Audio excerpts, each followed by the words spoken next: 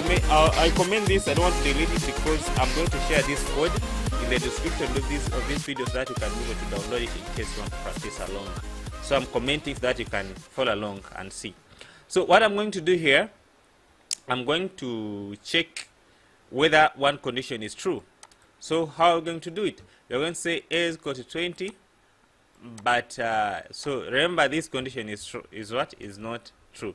Why? Because B is not equal to 20. So this one will first, it will defy the law, and then it will not work if I come and refresh here. You see? It will not work. The second one has shown. So what I'm going to do, I'm going to put the O. Remember, O, it means that one of them should be true. So to put the O, it means that one of them should be true. So what I'm going to do here, it means that A is either that, that's the meaning of either, right? Either that equal to B, or then I put here O. This is just for representation. Oh, remember the not equal to either. So okay, so what do you mean here? What you're trying to practice here is this O part. So I'm saying that if A is equal to B, of course that is not true. So if it was and, it couldn't proceed because A is not equal to B. But if we use O, it will proceed and check the second one. So it's going to check, is 20 equal to 20? Is 20 equal to 20? So this second condition is true.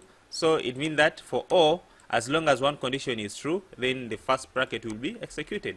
So let us go and check. You can see 20 is either equal to 20 or 21, which is correct. But if we defy the second law, make this one 30. So 20 will not either be equal to 20 or 40.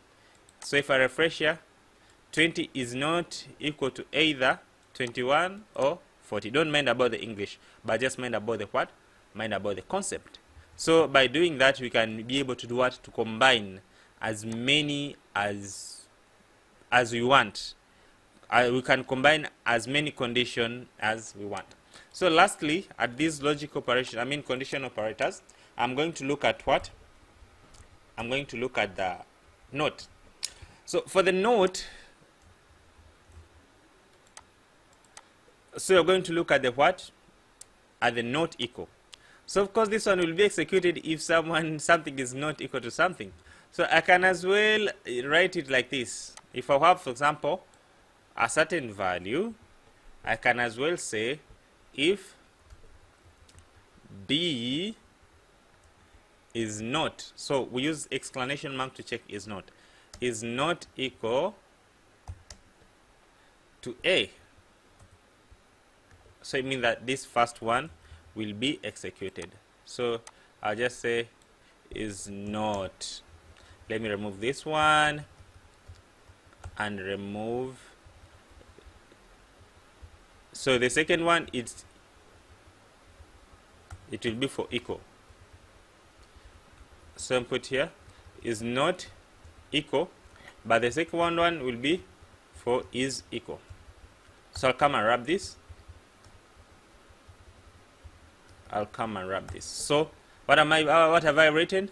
So it will check, this part will be executed in case this is not equal to this, and this second one will be executed if this is equal to this. So what is A? A is 20 and B is 21. So it's going to check, is 21 not equal to 20? Of course it is true, then this one will be executed. Else then they will be equal in case they are not equal. That's simple English. So let us come and see 20 is not equal to, is equal, wait.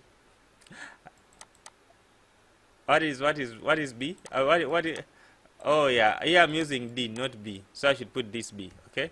Sorry. So if I come and refresh, 20 is not equal to 21. So we are using B and A.